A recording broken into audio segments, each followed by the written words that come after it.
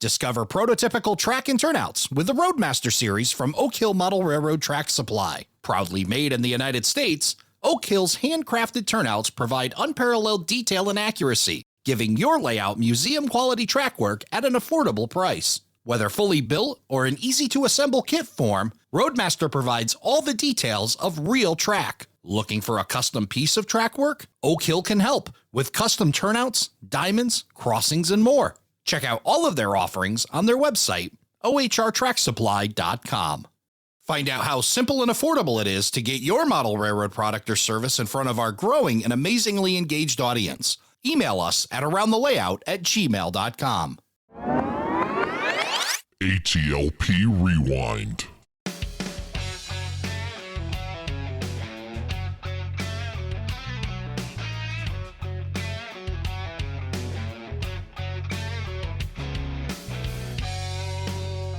Hello, everybody, and welcome to Around the Layout, where model railroaders come to tell their story. My name is Ray Arnott.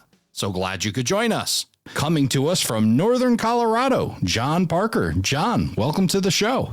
Oh, thank you, Ray. It's great to be here with you. It's awesome to see you again. Got to see you at the NMRA National Convention in little steamy, little hot Dallas-Fort Worth area. It sure was. Yes, it was. It's certainly nice to be back up here in the Northeast. I'm sure you in Northern Colorado getting a little bit of relief from that, but quite a week of activities and whatnot at the NMRA National Convention. And we got to see each other at a few of them at least. So figure we talk about our week there. Tell us how you took in the National Convention. Well, I thought it was a great week.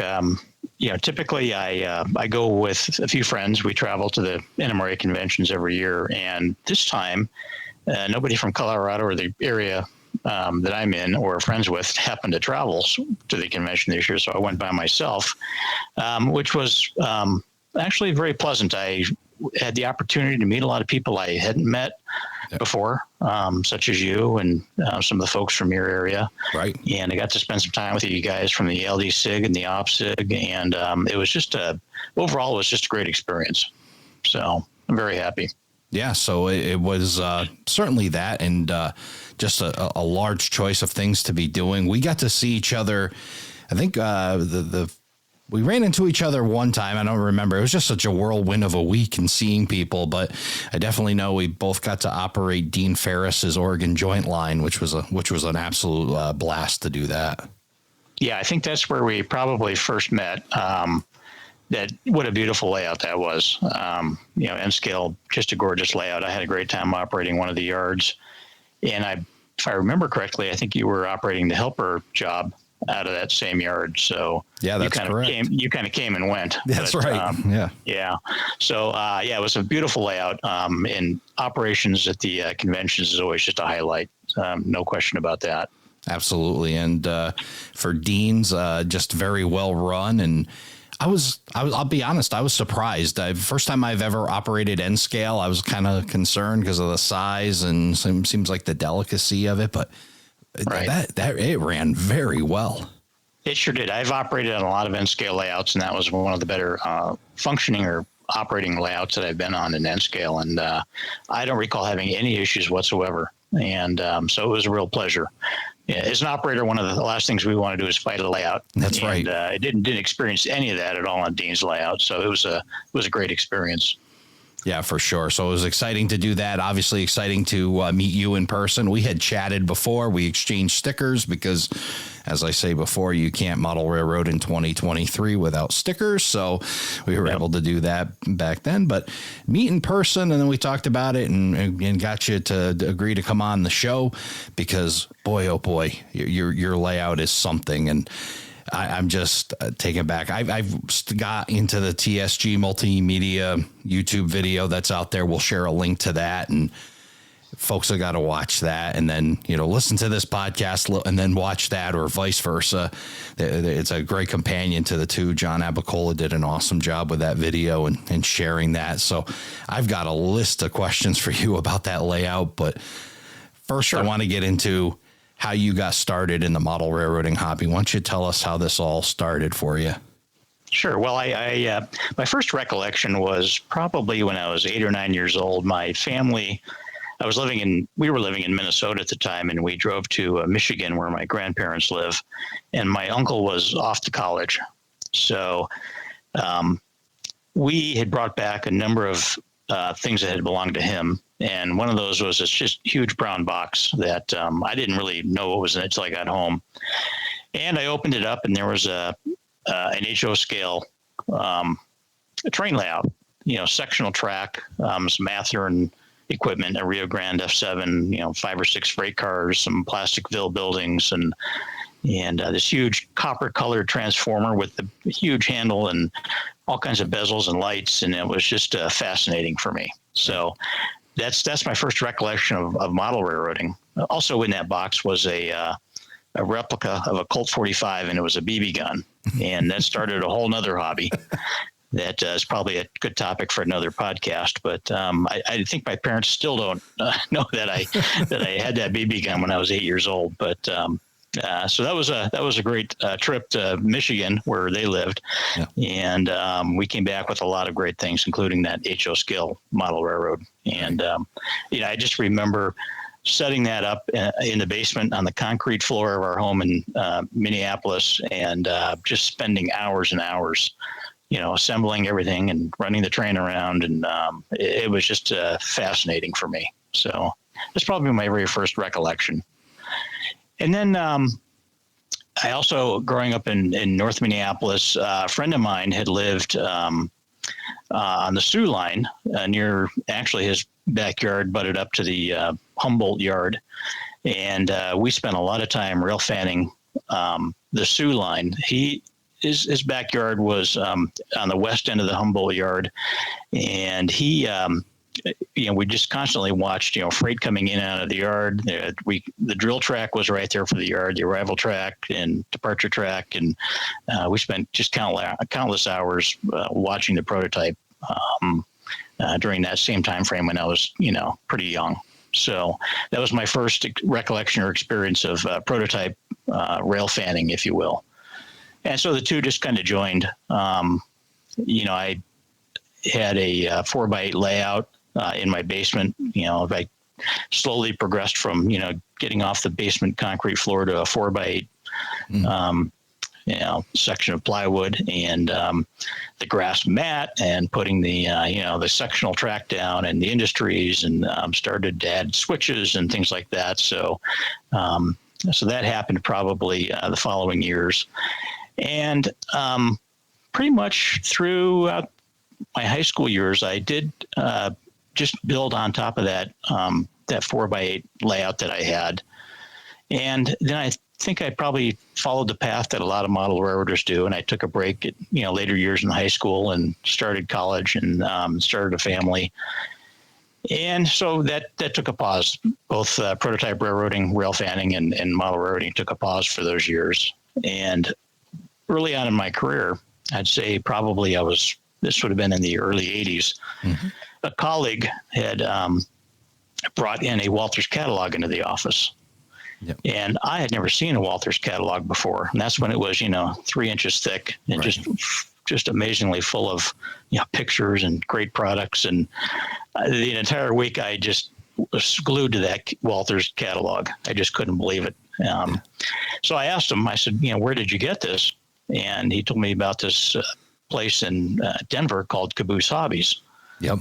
And so, of course, I ran down there. I had to get my own copy of the Walters catalog.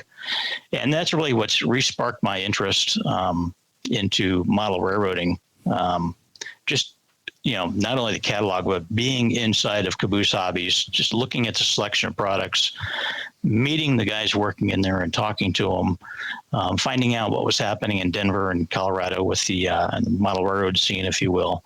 And so things really took off for me probably in the early to mid 1980s, in terms of starting another layout and engaging with the people around me in Colorado that were actually modeling and operating and things like that. So sounds like a good hobby shop to help you rekindle that model railroad interest.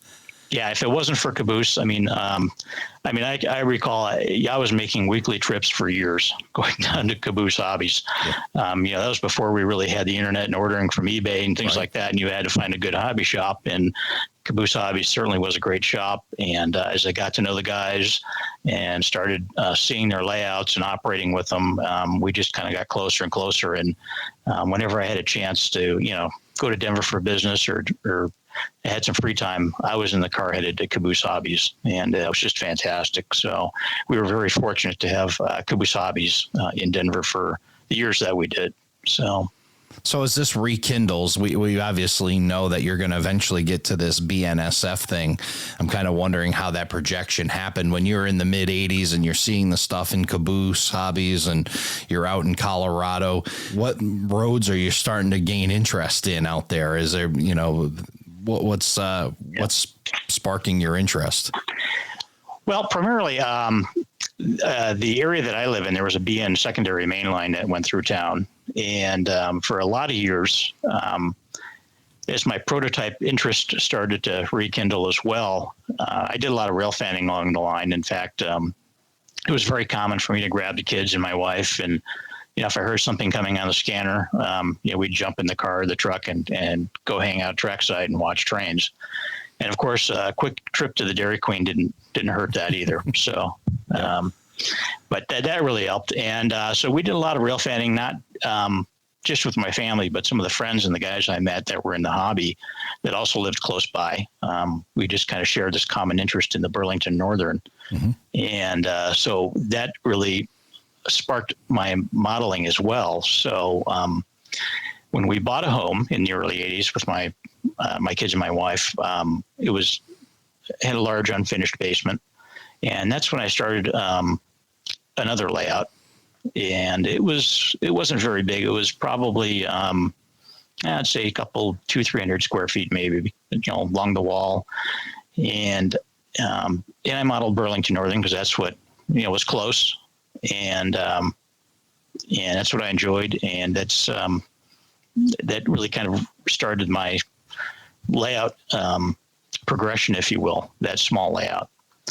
And over the years, as I became dissatisfied and I learned more about the hobby and I grew my skill base and knowledge and interest expanded, of course, that layout came down and I built a larger layout in the same space, again, Burlington Northern, and things just kind of progressed. I think I probably went through 2 or 3, maybe even 4 iterations of layouts in that same space. Wow. And when I would tell my wife that I'm, taking the layout down, she, of course, was concerned and thought I was going to leave her. Who would take that great layout down? Well, she didn't understand about, not being satisfied with what you have and building more. So, and that's pretty much, that led up to the layout that I have now. So as you're going from layout to layout, what are some of the things that are inspiring you to get bigger? You talked about this group of people that you're starting to meet through Caboose Hobbies and the networking that you're doing. What are some of the things that were inspiring you to make those big changes? Well, certainly, I learned about Caboose Hobbies. I also learned about the Model Railroader magazine, mm-hmm. and of course.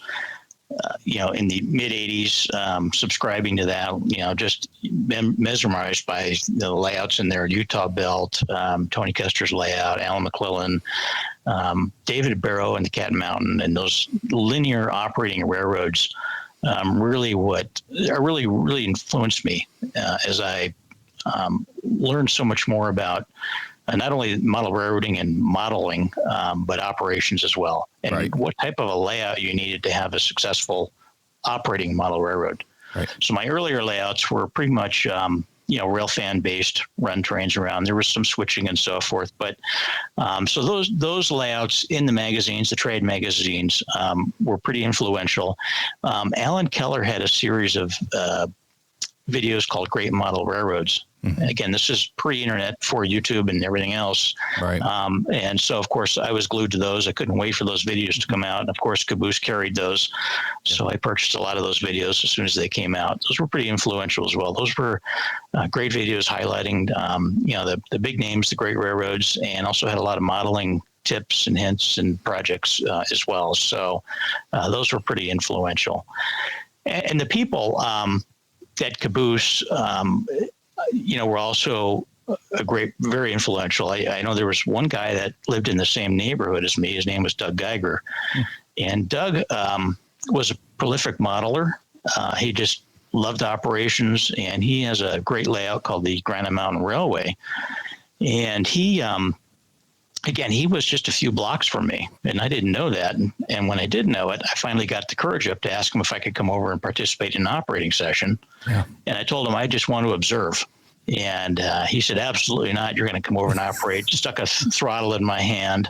And boy, it was so intimidating, walking into the house, and there's 15, experienced operators there. And this is in the 80s when not too many people were, I should say early 90s, when not too many people were really operating. It really wasn't as big of a hobby within the hobby as it is now. So it was very intimidating. But I did well and hung in there, and I still operated Doug's. And so he was a real big influence in terms of my desire to operate. Wow. Okay. So, yeah. And then when I started to travel and locally, I shouldn't say locally, but even within, an 8-hour drive of Denver, I traveled to, for example, Utah, operated Lee Nicholas's layout and some fantastic layouts in Utah. And those were pretty influential too. And that's when the, bug just bit me.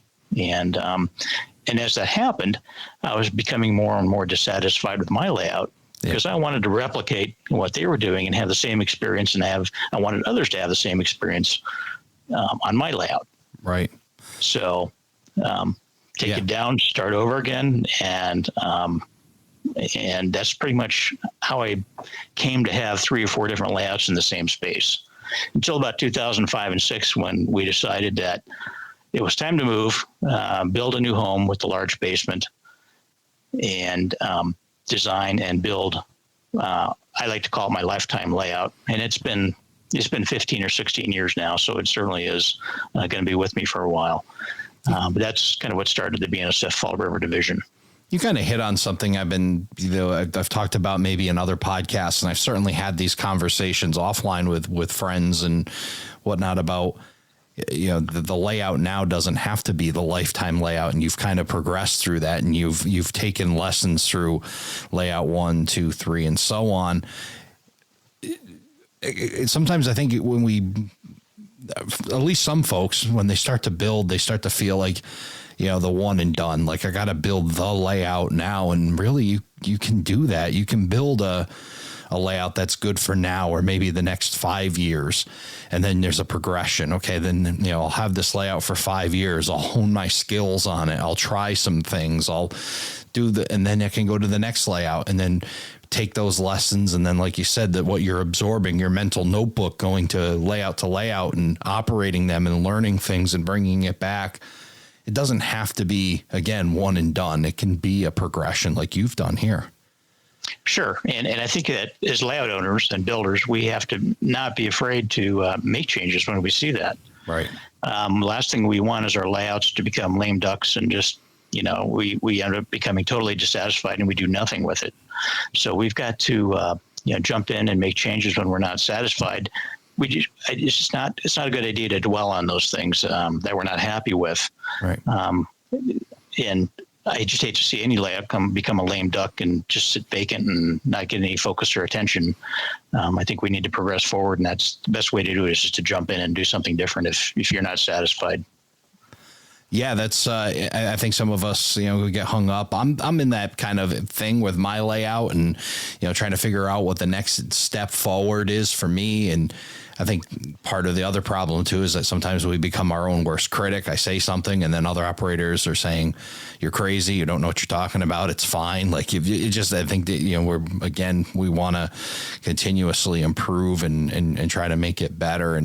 But that can be a process. Again, it doesn't have to be on the layout that you have now. It doesn't have to be the end all be all. It can progress and move forward. And seemingly you taking all those lessons from operating and applying it has really paid dividends for you. Yeah. And, learning and improving our skills and knowledge is a lifetime journey. Yeah. And we're always doing that. I'm always doing that. I'm always making changes to this existing layout. One of the great benefits I'm able to do is to travel around the country and see other layouts and operate on other layouts. And I'll get a great idea and bring it back. And I'm not afraid to take out a section of the layout and do something different. But that's never going to change. It's just always going to happen. And I think we all need to understand that and accept it and move forward. So. Yeah, and again, that great clue in there of the more layouts you see, the more you get to operate, the more you get to be a part of, the better off you become, the more well-rounded. And there's always a takeaway. Every single layout that I went to down in Texas was a takeaway. Sure. And then, there was a lot of positive. There was some negative too. Like, I would not do this, or I'm not a fan of this. But there's also a ton of, holy mackerel, I got to write that idea down. That's amazing. Or take pictures. Of course, now we don't have to write anything down. You take the cell phone out and take a picture of it, and now you've captured it. But yeah, seeing layouts and traveling and getting exposure to as many as you can is really great advice to any model railroader. Yeah, and especially with not only traveling and seeing layouts, but with social media and YouTube, we're able to experience that now. I mean, that wasn't the case 20 years ago. And, we had magazines that helped quite a bit. Right. But anything that we can do, any opportunity to enhance our own education and skill and knowledge in NMRA is a perfect example of that. And that's why I continue to go. I still learn things from the clinics and seeing layouts. And I went to a fantastic clinic, attended with Bernard Helen from Mini Prints. On figure painting. I picked up a lot of great tips, even though I'd painted figures and I thought I was doing okay. I'm really eager to get started on learning some of those new skills I learned in this clinic. So it's just a nonstop process to learning and enhancing and bringing that back to your layout. It's just nonstop. Get ready for the next time Bernard does one, because he called it finger painting, then figure painting. And I think next time he's Canadian, so maybe figure skating. So that may be the next clinic that he runs. But yeah, Bernard's a lot of fun and certainly a lot to learn, like you said, from these NMRA clinics and getting to the exposure of these great people. Yes. So let's get back to 2005, 2006. You've moved, you've gone into this new home. Is it a home that you was it something that you purchased, or was it something that you designed with a model railroad kind of in the back of your mind? Yeah, I certainly designed the layout. I'm sorry, the home and the basement for the layout. Right. It took over a year to build the home, and every day of that year, I was here on site looking at the basement to make sure the footprint was correct, and I was also developing a layout plan at the same time. Yeah. So, and for example, one of the days I came out, they had put the piping in the basement underneath the floor and totally reversed it. Right. Wow. So I'm fortunate that I was here on site to catch things like that, because that would have really screwed up my layout plan in terms of where they're putting the utilities and things like that in the basement. So, so I took, during that year of construction, I was developing the layout plan and taking it basically week by week and having other people look at it and getting feedback.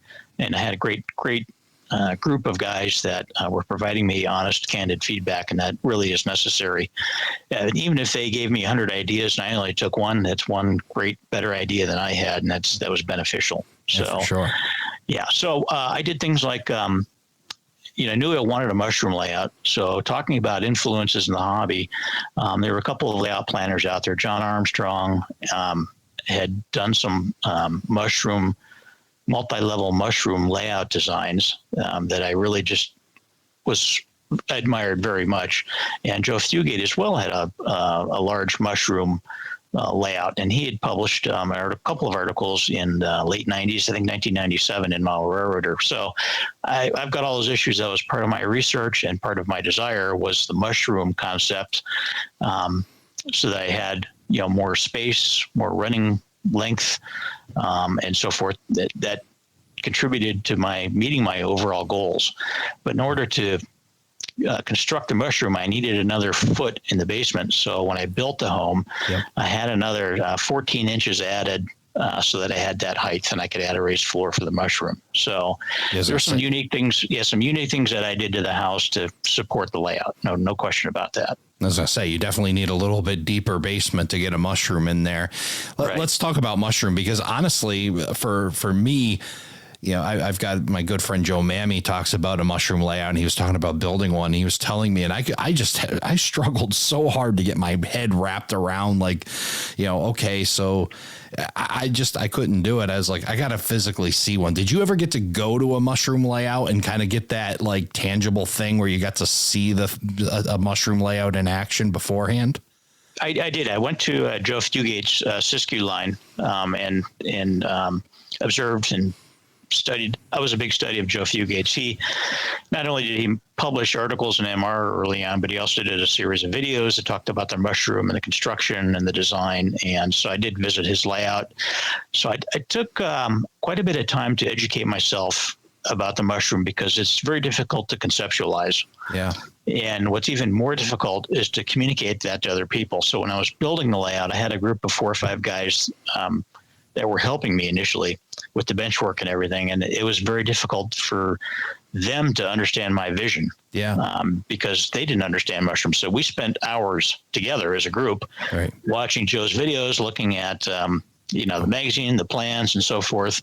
And as we started building the bench work and, seeing, you know, in 3D what was happening with the mushroom, they finally caught on. But it's very difficult. Even today, when visitors come downstairs and see the layout, it's hard for them to conceptualize, you know, the design. Yeah. And it's okay. It's complex. No doubt. Well, thank you, because I feel a little better now, because it's wildly difficult to, once I watched this video we talked about earlier, you know, from TSG Multimedia, when as you're walking around, I could get it. I was like, okay, but when you look at it on paper, when you look at it 2-dimensional, it's hard because it's very 3D, like you said. And, you know, when you're looking at it on a 2D plan, it's kind of hard to grasp. But so you experience that. Here's a takeaway, something you definitely want to build. And they finish the house. Where does the process begin? Let's back up. Let's back up even farther than that, because I'm interested. You talked about Burlington Northern. Why the Fall River Division? Why BNSF? Where did that start to come in? That started to come in. Well, it's a freelance prototype railroad. So the locations are freelance. Again, one of my goals, I had many goals before I started this, was to build a freelance railroad, because I wanted to model different parts of the country, different scenery, different equipment, and so forth. And if I was sticking to a strict prototype, for example, I wanted to model the High Line, the BNSF High Line up through Montana, I probably wouldn't be able to run, you know, certain types of trains, or an auto rack, you know, through train or something like that. And I'd hate to get criticized because, you know, I wasn't following the prototype strictly. So I'm like most model railroaders, where I'm in between the spectrum of strictly prototype and completely freelance. I'm in the middle. So the BNSF is the prototype that I follow in terms of operating practices, equipment, and so forth, but the locations on my layout are freelance. So I chose the freelance prototype option to have some flexibility and model what I wanted to. Right. The scenes and the towns. And a lot of that was influenced in a lot of my early days of rail fanning up in the Powder River Basin, western Nebraska, South Dakota, that part of the country. There's a county in South Dakota called Fall River County. Okay. And a lot of those locations where the BNSF runs through, that's where I selected a lot of the names from, even though I'm not following strictly the prototype locations. But there's some reference to Fall River County, South Dakota, for the most part. I just really enjoy rail fanning up there. Spent a lot of time up in Powder River Basin, Crawford, Nebraska, and that area, rail fanning. It's always been a favorite place of mine. In addition to, you know, the High Line on the BNSF up through Montana, and so you've accomplished the ultimate goal of a freelancer. I think it's like the Alan McClellan kind of accomplishment, to make people think that it's actually real. Like, Right. once you, like, I would have thought that the Fall River Division really was a division of the BNSF. So you've done an excellent job. I think that's like the ultimate goal of a freelancer, right? First, have somebody think it's a real railroad and start Googling it and trying to find information on it. So, and that happens all the time. Prototype railroaders will come down here and ask you, like, where's the Fall River Division? I've never heard of it. And looks like, Wyoming. And this looks like, the rock work and the snow sheds up on the High Line on the BNSF. And this looks like, so that's very complimentary. Yes. Yeah. So you got a mix of a whole bunch of great things along the BNSF. Right. Choosing a class one's a smart move too. I've talked about that before on the podcast. The more you go into these, smaller regional short lines, sometimes the more digging you have to do to get equipment, the more everything. Class 1 BNSF, you've got a plethora of availability to you. That's for sure. Yeah, especially if you're modeling fairly modern era of the Class 1. But, everybody's got their preference. I mean, some guys just love the short lines and love the history and doing the research. And I'm all for that as well. It's, that's the great thing about this hobby is there's so many choices in terms of what we want to do. And that's one of the great things about it. So a lot of flexibility. Yeah, for sure. So your travels have influenced you. You've decided on BNSF. You've got this freelance idea of the Fall River Division, and you've got this idea. Talk about the house being finished, and we're heading to the basement to start working. How's that process go? Well, during the design process, there were a number of goals that I had defined, and I wanted a lot of switching and operations opportunity, but I also wanted the length to be able to rail fan. Right. So that necessitated a lot of space. And, it was my choice to build a larger layout. And, we could get into a big discussion about layout size, but that's my choice, my preference. Sure. And I certainly don't regret it. And different sizes of layouts are great for different people based on what your goals and your needs and your, availability of resources and so forth are. So I chose a large layout because my goals, that's what supported my goals. Yeah. So during that year when we were building it, and I was using a CAD program to lay it out, both levels, I finally solidified the plan. And the first thing I did in the basement was to use masking tape and outline on the basement floor after I sealed it. I should say that I did seal the basement floor first to prevent that dust kick-up right from the concrete. So after it was sealed, I put masking tape down to represent the actual bench work and aisle width, just to make sure it all fit in and was consistent with the plan I had developed on CAD. Right. And fortunately, I had about 1.5 feet extra in each direction, and it worked out perfect. So I had plenty of space. The plan fit well. I had a lot of feedback, a lot of reiterations, and I said, "This is it. We have to, at some point, you have to, put the stake in the ground and settle on a plan." And at that point, I decided that I'm going to need a little bit of help on this. Yeah. And once people understood what I was doing in the project that I had planned, I had a lot of people come and raise their hands and say, "Geez, John, I'll help you out. Need any help?" And probably more people than I imagined and more people than I needed. So I was pretty selective in terms of who I wanted to bring into this project. And there were 4 or 5 guys that were the core group.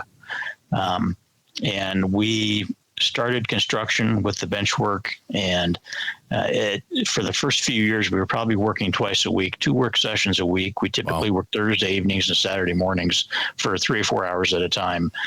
And the bench work phase went quick. So I was pretty fortunate to have great help, people that knew carpentry work and had the skills. And so that was the first phase, if you will, of the construction of the layout. And a lot of those construction pictures are on my webpage under the construction tab. So, I think you hinted on, we were talking about size of layout and making that decision. And I think, without getting into it too deep, I think you hit on one of the big pieces of that, which is, it takes a village sometimes for a larger layout, to know what you're going to have for a support group and essentially what you're going to have for an operating group too. If you build a big layout and you're kind of a introvert and you don't have any real friends and, it may not be in the cards for you. But if you know that you've got this big supporting cast that you seem to have had, that makes a huge difference in that decision. It does. And certainly, if you build it, they'll come. That certainly happened. I had to turn people away that wanted to be part of the construction project. I continue to turn people away that want to operate just because I can only have so many people each operating session, even though I try to hold a few slots for new people. Every session, I typically hold 1 or 2 slots for new people, people that want to learn about operations. This is my contribution to the hobby, if you will. But I still have to turn people away, and I still get questions, how come I can't operate more times than I am? And I try to explain to everybody I got to spread it around a little bit, but there's a village here, no doubt about that. Yeah. And I've been pretty fortunate, and that's just one of the many things that a large layout owner has to have. In addition to having the help in terms of resources, people, you've got to have the financial resources, you got to have the skills, the project management skills. There's a lot of things you need to have to build a large layout, and I think people need to realize that before they just jump in. So it's not for everybody. There's no question about that. But based on your goals, I think people should really take a hard look at, do they have the ability, even though it might be attainable, do they have the ability to pull it off? So you have this group helping you put the bench work up. And then once you get past the bench work, were there things on the layout that were items that you felt like you had to do, or were these things where you've got these people with some talent and you were kind of okay with? I mean, how did you manage that aspect of it? Of, it's your layout. Are they all things that you have to do, or were you able to let go? I was able to let go of some of it. First, probably the most important thing was recognizing where those skills were, who had what skills. Right. So once I recognized that, I was able to make work assignments, and people were also learning along the way too. They were here to, even if they didn't have a skill, they were learning it, putting in their practice and learning it. And to be frank, if they didn't have that skill and they were doing something, I wasn't afraid to tell them, this just doesn't meet the standard or the quality. Let's look at redoing it, or I'll have to redo it myself. And I had an upfront discussion with everybody. Don't take any offense at that. Yeah. It's just the nature of what we're doing. And I believe in having a certain quality level. And they were all okay with that. And I'm sure they learned, and I hope they learned a lot along the way as well. I know they did. So that was positive. We all learned from each other. There were people that had skills. For example, I had one guy who had more carpentry skills than I did, and I took a lot away from his skills. So, it was a learning experience on both sides. I was going to ask that. What skill do you think that you honed the most in this process? Was it carpentry? No, it wasn't carpentry. Probably electrical, and the design and electrical were probably project management. Yep. I did that for a living for quite a few years, so that helped. Yeah. So there's so many different skills and knowledge bases that we need to have as layout people that construct layouts. I think it's important that we understand where our strengths and our weaknesses are. Right. And so, for example, when I started doing backdrops, I am not an artist. And I had a friend, she came over and did the backdrops for me. I didn't even want to start on trying to paint backdrops because I knew it would take me too long to develop that skill. And I'd rather use that time doing something else in the layout. Yeah. So if I could have her do that or farm something out, I really didn't pay for anything. I didn't hire any professionals to do anything on the layout, but I did have a lot of help through friends and acquaintances. Yeah. I think there's something neat about that friend aspect. And I've seen a couple other layouts. We've talked to Drew James, who had a great crew out in the Syracuse, New York area, helping him with his layout and others. And, they've contributed, and I've had contributions on my small layout as well. And I think there's a neat aspect to being able to have people over and be able to tell that story of friendship along with your layout. I mean, sure, it's fun to say, I did, from soup to nuts, I did this entire layout, and that's impressive, but it's also a lot of fun to be able to share those stories of friendship. Yeah, and they, those guys certainly are friends, and they've taken a lot of pride and ownership in the layout as well, as they should. So it's been beneficial to everybody, and that core group is still with me after 15, 16 years, and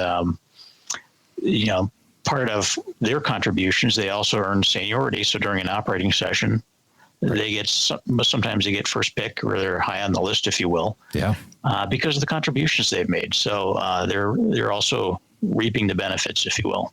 It certainly builds a different type of operator too, doesn't it? Like you said, that sense of ownership. Now, you certainly won't find that guy leaning on the layout or putting his arms across it so much. If he's the one that had to make the trees, he's definitely not going to be the one knocking them over. Yeah. Yeah. And, that, not only that, but they've also, they haven't been shy or afraid about telling me what doesn't work and what we should be doing differently, or suggestions for changes. Which is great. Yeah. Yeah. So that honesty has been there because we were close friends, and they've made quite the effort and so many contributions. They've taken that ownership. So, for example, we had one area in the layout. It was below the second level. There was some unused space, but it was being covered up by fascia. And a couple of the guys just, month after month, hey, we need to do something with this layout space. We need to do something with this unused, inefficient layout space. And so we got to talking about it, and we decided to put an industrial switching area in there. Yeah. Where you can sit down in a chair and switch, and it's fed from staging. And it's one of the best operating positions that we have. And people just love it. Great suggestion. I probably would have never thought of it myself, but they were honest about it and said, hey, we need to make this change. Here's an opportunity. And they bugged me about it, and we certainly agreed, and we all worked on it together, and it came out great. So, yeah, it's like what you've got there, I think, is kind of like, it's like that club mentality, but it's not the politics of club, but it's the benefits of club. Right. It's like, you don't have to worry about everybody having a vote as to what's happening, but it's the community that gets to help, build the direction of the layout and help you along in those decisions. It's really cool. And a big part of that was, as the owner, I approached it like a business plan. We, at least every year, I would talk to the guys. We'd get together and we'd talk about the accomplishments that we made in the previous year. We'd talk about visions and projects that we want to tackle next year. And those ideas came up. And, it was really truly a team effort by the entire team. And it's just been a great experience. So. When did this process started? You said you moved in 2005, 2006, somewhere around there. When are you able to start to do a little bit of operating on this? When do you start to get to that point? As soon as we could. Yeah. So we laid tracks. We laid the track, put the signaling system in, and I called them not beta sessions, but alpha sessions. That's how raw it was. It was really raw, and it was important that we operated just to ensure things were operating properly, functioning well. Yes. And we needed feedback from everybody. So one of the requirements, and to this day, it's a requirement, that if you're operating here, the only thing I expect or ask in return is that you give me feedback about suggestions, things we need to do differently, things that aren't working. And so we started that early on, and bench work and track laying and electrical went in. And I suspect we were operating, I have to go back and check my notes, but probably within 2 years. Wow. That's how quickly things went up. Wow. Yeah. So we had, we were working twice a week. We were really knocking it out with the infrastructure, meaning, the bench work, the lighting, the valance, the carpet, ceiling tiles, everything. So we were really cranking hard to get the layout up and operating as early as we can. And I had a lot of frank feedback about how things were functioning when we operated. And we've been operating nonstop since then. So I think those alpha and beta sessions are very important for all those reasons you said. And also it's like those mental victories too, right? Like it just keeps you inspired and keeps you going when you get to run, on it. Okay, cool. We got this section started. We're able to run some trains on it. it's starting to feel good. Now we can move to the next step and start adding more and adding more. If you wait for all that, obviously the benefit of or the lack of benefit of being able to test things out and fix them as you go, but also you got to wait so long to get a little bit of satisfaction in being able to see a train on what you've been working on. Yeah, and that was the tough part. I mean, we had 2 years of constant work sessions, and I'm not a very patient person anyway. So, but I knew that the end result to meet the goals would happen eventually. Yeah. So it was a tough couple of years of not being able to run trains, but we did it. And, as track went in, of course, we did testing and things like that. But in terms of testing and operating early on, to look at the entire layout as a whole and how it functioned and operated, it was at least 2, maybe even 2.5 years. But there were some things we did in between, some testing and things like that, just to make sure signal system worked and track was powered, and we're getting feedback and detection and things like that. So, but it was a tough year, 2.5 years until we got things really up and running. So. But things weren't being done in phases, because it sounds like you were just, right. All the signals and all that was all going in along with it. It wasn't like, okay, we'll build the whole thing, then we'll eventually add signals and detection. Right. It was all going in as that's being built. Yeah, and that's because, I needed to get access to underneath the sub road bed for wiring and so forth, and I didn't have the fascia, and it was easier to wire things before you put the fascia on, and even some scenery. Base scenery. So there was a process there. Yeah. And because the layout was so large, that process took some time. But it was important to do those things and do them properly and correctly in the right order, just to ensure that we had some longevity with the layout in terms of not having any issues later on, using quality products and following the process and using good workmanship. That all took a little bit of time, a little bit of money up front. But it was well worth it in the long run. The layout runs beautifully with virtually no issues. And I'm confident that's because we took the time, did it right. And even though I was impatient, we weren't too impatient. We waited, and it was a good investment. That's a tough discipline to have, especially when you're building something as exciting as this is. And you talk about, CTC and, the detection and the signaling all going in. It's clear to see as I've watched this video, your love for electronics. I mean, key lock control points, you got defect detectors, you've got switch operated fusees at a crossing. You're weighing cars at a grain mill with a working scale, and you've got an option to do a remote announcer to the other end of a yard, and just all these really wild interactive things that are just. So were these things that you had planned, or these things that started to come along as you were building them? Both. I have a friend who has a company called Boulder Creek Engineering, who his name is Jim Ferentz. And Jim, after he retired, wanted to start this company, Model Railroad Electronics. So I would give all the ideas to Jim, and he would go build them, and I would integrate them into the layout and give him feedback. Yeah. So it was a two-way street, but that's part of the fidelity of prototype operations. The prototype does that, so we do too. So how do we accomplish that? Well, I need an electronics guru like Jim Ferentz to develop a product, and those turn into products that he could sell, and he did so successfully. So it was a joint effort on a lot of that. On a lot of those things that you talked about, but the CTC and that's been around forever, and the signaling and all that kind of good stuff is, and it's a passion of mine too. So Jim and I worked well together, and but the other electronics on the layout, I just really enjoyed, spending the time and doing it properly, and got a lot of satisfaction when things worked right after taking the time and the money to get it installed. So yeah, it's I love how you've let your imagination run wild enough, applied it to your layout. I mean, and then I didn't even mention some of the other things. I was scribbling notes as this video is going along. loading coal cars, doing what you're doing in your intermodal yard where you're sorting out, you're even putting containers on well cars, and then you've even got the video or the camera that you're using, like the CCTV camera for loading the coal cars, looking for trespassers. Unbelievable. I shouldn't spoil this for people. Watch this TSG multimedia video. You're just going to be blown away at the stuff that this wild imagination, and so fun because it's real. It's just that reality stuff. Like you said, the fidelity kind of aspect to your layout is just absolutely amazing.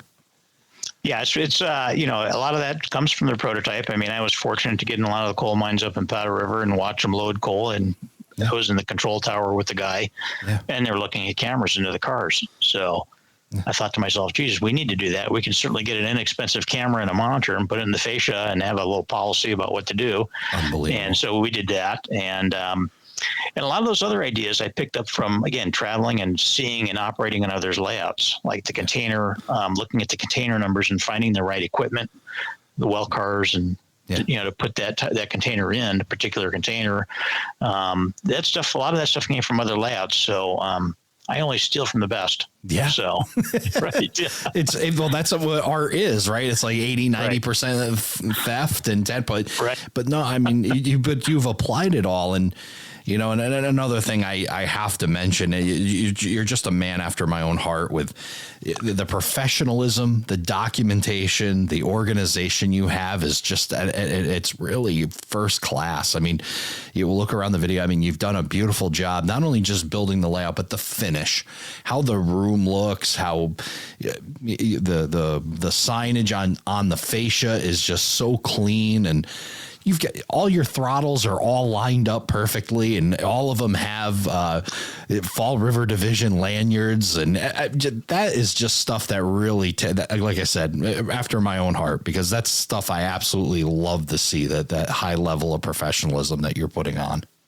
Yeah, that's probably part of my OCD, but I think we all probably have that as model railroaders. But, we spend a lot of time in our layouts, especially people that own them and build them.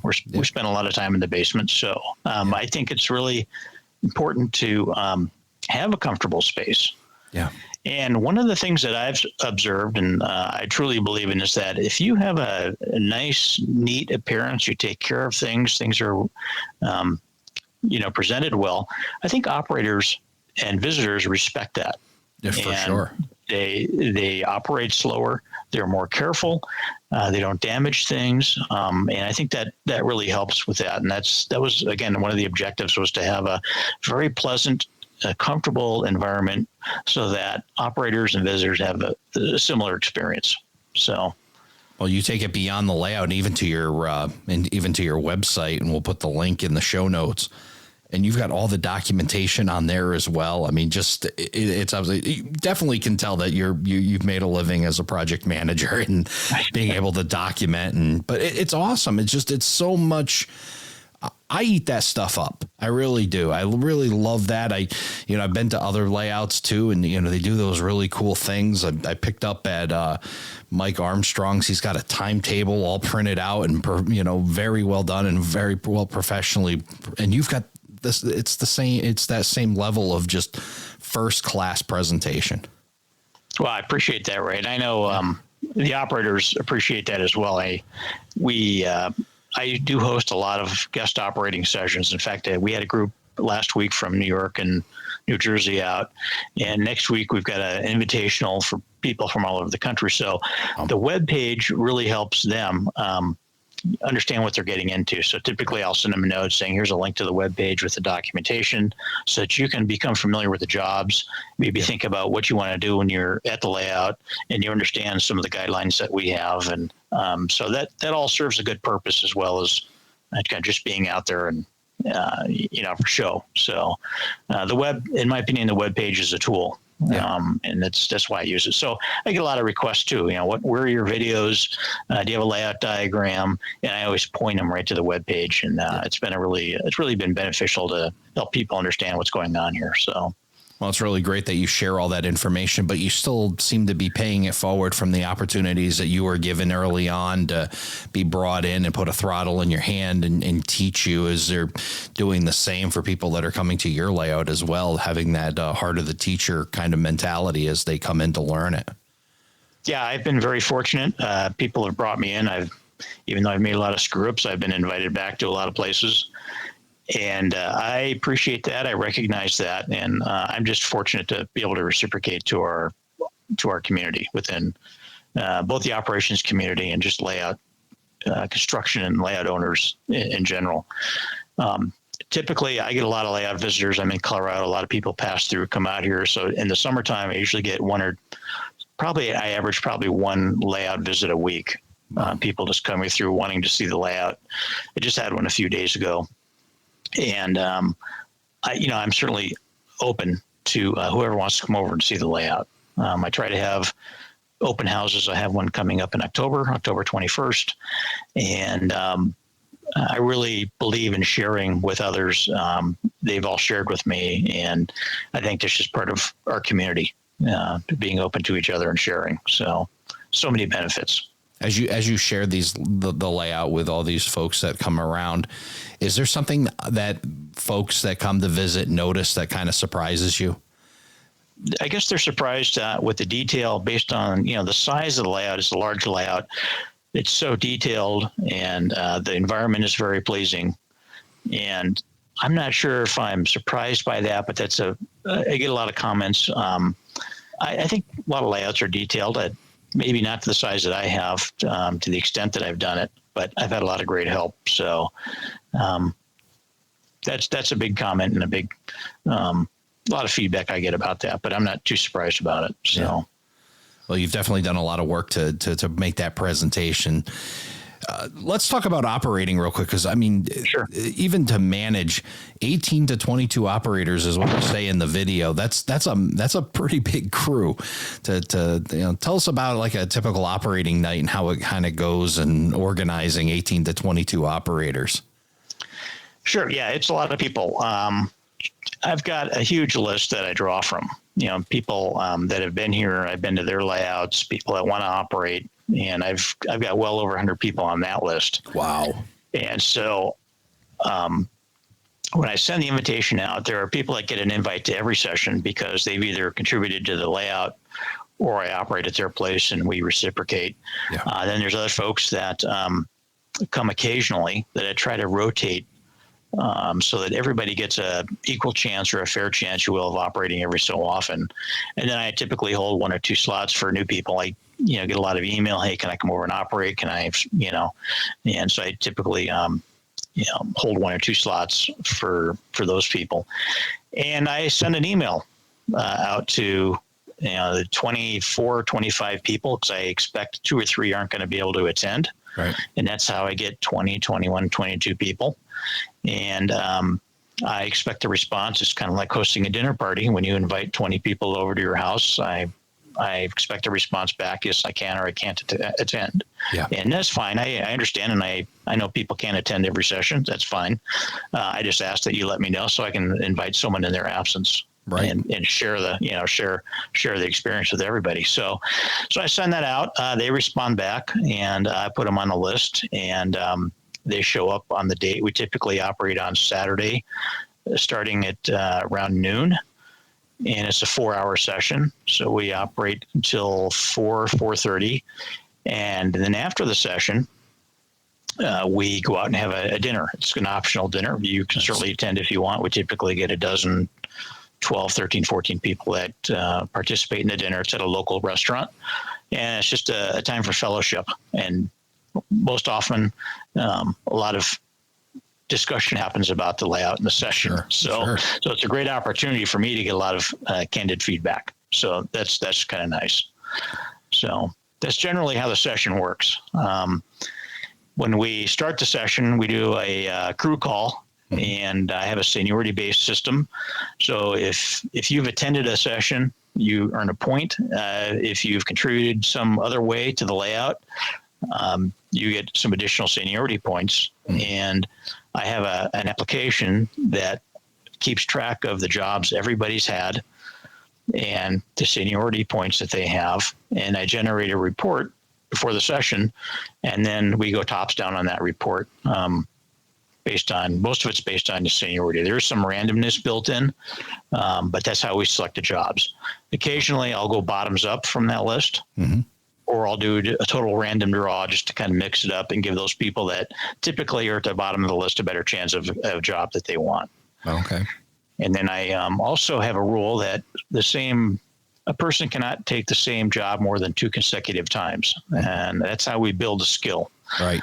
So somebody's not capitalizing on the same job every time. People have an opportunity to take some of those better jobs, if you will. Yeah. And other people are taking jobs that they're not familiar with. And that's how we build skill over time. Right. So it works well. I mean, I'm not having to run around and help people and take care of issues. And that allows me the opportunity to operate on my own layout. So I typically take a job every session, and I'm a firm believer that every layout owner should be operating on their own layout. So even though I receive a lot of feedback and I ask for feedback, I probably don't always get it. So it's nice to take a job and to understand how it works and what's not working based on my own expectations and make those changes. So yeah, some great advice. Always run your jobs. You create it and run it. And then what's also funny is that you run it and then you watch somebody else run it and they run it in a totally different way. Like, you're the one that designed the job and built it, but then you get somebody else in there and they just find a whole new way of looking at the thing. And it's pretty neat to see those kinds of things happen. Yeah, I typically, I don't tell people how to do it. I tell them what to do, and how they accomplish that is up to them. And that's part of the fun of operating, is letting them figure it out and kind of finding their own way. And it's great when they get a sense of accomplishment because they've met the objective of the job. So that's good. Yeah. You know what I'm sitting here thinking about? I'm like, how did Northern Colorado become such a hotbed for model railroading? Like 18 to 20, you got 100 people on the list. That's just absolutely, you're an amazing place. I mean, let alone all the other things that we know about that area. And, you got over in Greeley, got Michelle Kempema and the Colorado Model Railroad Museum. You've just got so much going on out there. It's just, how did that happen? Maybe there's no good answer for it, but how did everybody end up out there? That's a good question. I have no idea. I feel very fortunate. I've visited I've visited a lot of areas of the country. Yeah. And I always felt that Northern Colorado had a lot to offer in terms of model railroads operation, museums. Yeah. Unfortunately, we lost Caboose Hobbies, but there's a new hobby shop coming online in Denver. So I think there's a lot of great things happening in Northern Colorado in terms of model railroading and prototype railroading as well. Yeah. So, yeah, for sure. I mean, you got a lot of great things. I told you in the pre-show, I've made it out there once. I'm definitely going to have to make it out there again and see if I can sneak my way into an operating session over on the BNSF Fall River Division, because this is absolutely amazing what you've created. We're going to have you back because I've got so many other questions about operations and how you've built so many jobs and keep 18 to 22 operators busy, but we're running out of time here. But before we go, I just want to ask what's next for the BNSF Fall River Division? Marching forward. There's a couple of industries I'd like to finish. I've got a C-mix cement facility I'd like to finish. A couple of large industries that I really would like to finish within the next 5 or 6 months. It's just been eating at me that they've been unfinished since the layout started. Yep. So I'll probably even shut down operations just to give myself a little bit more time to get some work on the layout done. So, yeah. Well, it sounds like you'll have a lot of help in getting that back up and running and getting those projects finished. You've got a great crew there and just an outstanding layout, one of the best I think that's probably out there. It's absolutely amazing. Again, folks, TSG Multimedia has done an excellent job of putting it to video. Definitely we'll check that video out. And then John, thank you so much for joining me on Around the Layout and sharing your story. Oh, thanks, Ray. It's been an absolute pleasure. So appreciate everything you've done, and especially with your podcast. I just love it. It's fantastic. Thanks. Thank you for joining us for this episode of Around the Layout. Learn more about today's episode, check out past shows, and much more on our website, aroundthelayout.com. Show your support by becoming an operating crew member at aroundthelayout.com/crew. Follow us on social media, aroundthelayout.com/social. And send us your feedback, aroundthelayout@gmail.com. Thanks for hanging out with us around the layout.